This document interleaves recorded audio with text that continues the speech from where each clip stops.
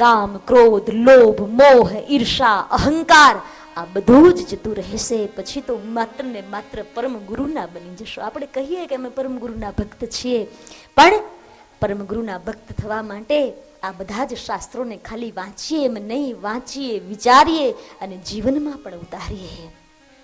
પરમ ગુરુએ તો ત્યાં સુધી કહ્યું ને, એને તો એનું પ્રોમિસ આપ્યું છે, એને તો વચન આપ્યું છે કે સદા રહન કી એહી ધજ પાવન પ્રજા પુરેશ, કાય વિના કારજ કરું પણ જીનું નિજ સાચો રહેશ. સાચો પ્રેમ જોઈએ. સદગુરુને પ્રાપ્ત કરવા માટે અભિમાન ન જોઈએ, સત્તા સંપત્તિ કામ ન આવે, ત્યાં તો પ્રેમ કામ આવે. એના દાસના દાસ થઈને રહીએ, આપણે તો ગુરુ ચરણમાં રહીએ. મને મને મને ગુરુજીના સાથમાં હું આવું છું, જે આવું છું એમાં બધાને બહુ ગમે છે, પણ એમાં અમુક અમુક લોકો જે એવા અમુક હશે એને અમુકને એવું પણ થાય છે કે આ એક હમણાં તો નવું આવ્યું ને સાધુબેન, વાહ ભાઈ વાહ, સાધુબેન આવ્યા એટલે આ નવું. મારું તો કેટલા મેં ન કીધું કે આમાં સાધુને તો કેટલી સાસુ હોય એ જ કઈ નક્કી નહીં, તો ફઈબાઈ એટલી પાછી મારે તો નામાકરણ રોજ રોજ નવા થાય. સાધુબેન આવ્યા છે ને કે આપણા સંપ્રદાયમાં સારું લાગે તો પણ આ અચરત બાનું અચરત સાગર જ એક બાજુ મૂકી દે ને તો શું કામ વાંચે છે હે? અને બીજું કે એ પરમ ગુરુ ભલે અયોની જ છે, એ જન્મ ધારણ કરીને નથી આવ્યા, પ્રગટ થયા છે, પણ છતાંય હેતુબાના માધ્યમ દ્વારા જગતમાં પહોંચ્યા છે. આ જગતની સ્ત્રી એટલે કોઈ અબળા જ નહીં. મને તો બાપજી જ્યારે આવી બધી વાતની મને મારા સુધી બધા મેસેજ પાછા પહોંચ્યા છે, ત્યાં અમરેલી છેક વિચાર કરો, આ બધા મેસેજ મારા સુધી પહોંચ્યા છે કે દીદી આવે છે તો, કારણ કે આમાં શું છે કે ઈર્ષા વસ્તુ બહુ મોટી છે, એટલા માટે જ હું કહું છું ને ઈર્ષા છોડજો. હે મારે અહીંયાથી કંઈ લઈ જવું નથી. ઘણા તો એટલે સુધી વાત કરીએ કે દીદીને તો ગુરુજી ગાદી સોંપી દેવાના છે. લે તો પછી મારી ગાદીનું શું થશે? હું હાવ ફકડ ગિરધારી એમને જ હાવ જોડી ઝંડા લઈને નીકળી ગયા છીએ. એક આશ્રમ તો ત્યાં અમરેલીમાં છે, બીજું હજી બનાવી રહ્યા, ત્યાં હજુ વિચાર કરીએ છીએ કે ત્યાં કોને બેસાડશો. હે અમે તો રમતા રામ છીએ બધી જગ્યાએ, આજ અહીંયા તો કાલ ક્યાંક બીજે કે એનાથી પછી ક્યાંક બીજે. કઈ અમે કઈ સતત અમરેલીમાં નથી રહેતા, સતત કાર્યક્રમો ચાલુ હોય, સતત કથાઓ ચાલુ હોય. અને હું તો એમ કહું, ગુરુની ગાદી માટે ઝઘડો ન કરાય, ગુરુની ગોદ માટે ઝઘડો કરાય.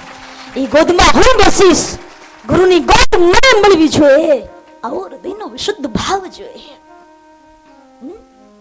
ગુરુની ગોદમાં બેસવા માટે બાળક થઈને હું આવી છું. ભાઈ બહેનો, ગુરુની ગાદી ઉપર બેસવાનો મારો અધિકાર તો ઠીક એક બાજુની વાત, પણ ગુરુના ચરણમાં બેસીને કદાચ હું એની સેવા કરી શકું. મારા વહાલા ગુરુજીનું જેમાં મને દર્શન થઈ રહ્યું છે એવા કાયમને માટે પરોપકારી જેની વૃત્તિ છે, વિચાર તો કરો. એને જોઈએ શું? વિચાર કરો તમે, ગુરુજીને જોઈએ શું? એક જોડી કપડા, આમાં તમે મારા જેવા તો બાલે રાખેલામાં તેલ જોઈએ, તો જોઈએ શું? જોઈએ શું? વિચાર તો કરો. કઈ જ નહીં. હું એની સાથે રહી છું એટલે મને ખબર છે કે એની કોઈ એવી જરૂરિયાતો નથી કે જે આપણને આ ગુરુ આપણને મોંઘા પડે. એ તો લોકોએ એવું કરી દીધું. હકીકતની અંદર જ્યારે પછી ગુરુજીની જ્યારે તુલાઓ થાય છે ને, મેં મારી નજરે જોયું છે આ બધું.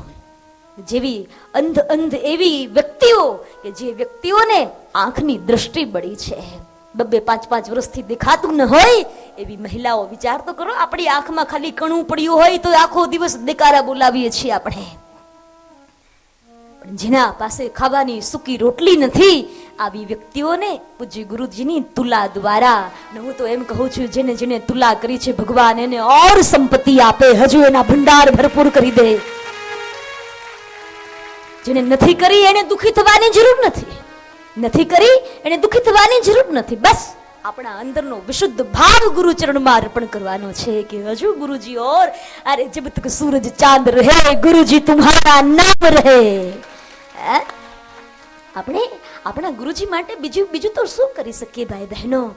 કદાચ આપણા શરીરમાંથી ચામડી કાઢીને એને એના પગની મોજડી કરીને પહેરાવીએ ના તોય એની તોલે ન આવે. હું કાયમ એમ કહું, અમારી હસ્તી શું હતી જ્યારે કદાચ અમે નાના હતા, 7 વર્ષની ઉંમરમાં મને ગુરુજી મળ્યા.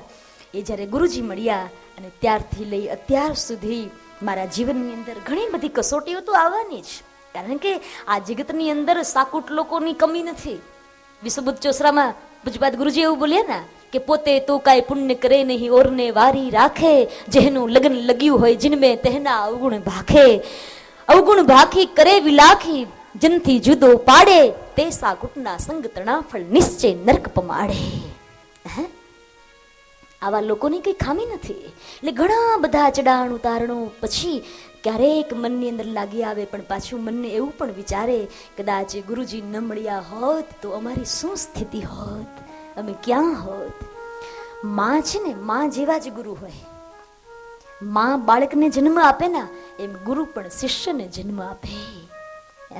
જેમ માને વેદના થાય ને એમ ગુરુને વેદના થઈ હોય. એ તો એનો ચહેરો બતાવે નહીં, બાકી એના હૃદયની અંદર જેટલા ઘાવ પડ્યા એને જેને પૂછો તો ખબર પડે. કોઈક આવીને બોલી જાય એટલે આપણને એના ઘાવ જ ખાલી દેખાય કે ઓહો ગુરુજી પાસેથી આ ફલાણા વ્યક્તિ આવી રીતે જવું પડ્યું. પણ તમે એને જ પૂછ્યું. તમે ક્યારેક બાળક આપણા ઘરમાંથી જતું રહ્યું હોય તો ત્યારે આપણે માને જ કોસતા હોય કે તે જ કંઈક કર્યું લાગે છે, તે જ કંઈક એવું કર્યું છે કે તારું બાળક તારી પાસેથી જતું રહ્યું છે. પણ તમે બધી માં બેઠી છો, ક્યારેક એકલા બેસીને વિચાર કરજો, તમારું બાળક તમારી પાસમાંથી જતું રહે ને કોઈક આવીને તમને આશ્વાસન આપવાના બદલે તમને જ્યારે કોસવા લાગે ત્યારે તમારી શું સ્થિતિ થાય છે. તમે તો છાપામાં આપી શકો કે આ દીકરો કે આ દીકરી અમારા કહ્યામાં નથી, પણ અમે તો સાધુ છીએ, અમે તો એ ના કરી શકીએ, અમે તો એ કરી ના શકીએ. બધાને એમ લાગ્યું ગુરુજી બહુ નિષ્ઠુર છે, ગુરુજી આવડો મોટો નિર્ણય કેમ લઈ લીધો.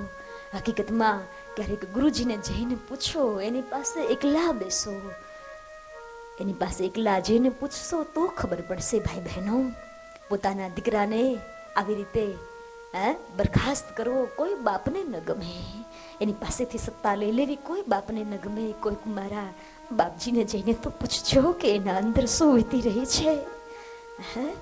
આપણે ખાલી દુનિયાની વાતો સાંભળીને જ આપણે ન બોલવાનું ભૂલી ગયા, ન વિચારવાનું વિચારી લીધું. પણ એ બુઢા બાપને જઈને કોઈ પૂછે તો ખબર પડે. એમ પછી ગુરુજી એક એવું વ્યક્તિત્વ છે, એની પાસમાં જઈને આપ પૂછો તો ખબર પડશે. ભાઈ બહેનો, હું તો માત્ર ને માત્ર ગુરુજીની દીકરી છું, એક બાળક બનીને આવી છું.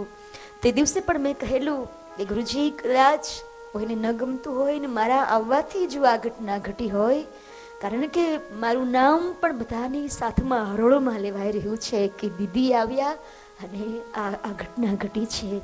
ભાઈ બહેનો, માત્ર ને માત્ર હું એટલું જ કહેવા માંગુ છું કે આના અંદર તમને કદાચ જે લાગતું હોય તે, મારે વિશેષ બીજું કંઈ કહેવાનું ન હોય. હું દીકરી છું પણ હું એટલું જ કહેવા માંગુ છું આપને, આપના ઘરની અંદર કદાચ કોઈક દીકરી બાપની પાસે બેસે તો એ શું પાપ છે?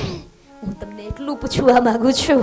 મારા બાપ પાસે હું આવીને બેસું છું, એની પાસે આવીને હું લાડ કરું છું, અને એને મારા ગુરુજીની કમી પૂરી કરી છે. અને મારું બાપ છે, મારા ગુરુજી છે, છતાંય આપને જે લાગે તે વિશેષમાં મને બીજું કંઈ નહીં કહેવું.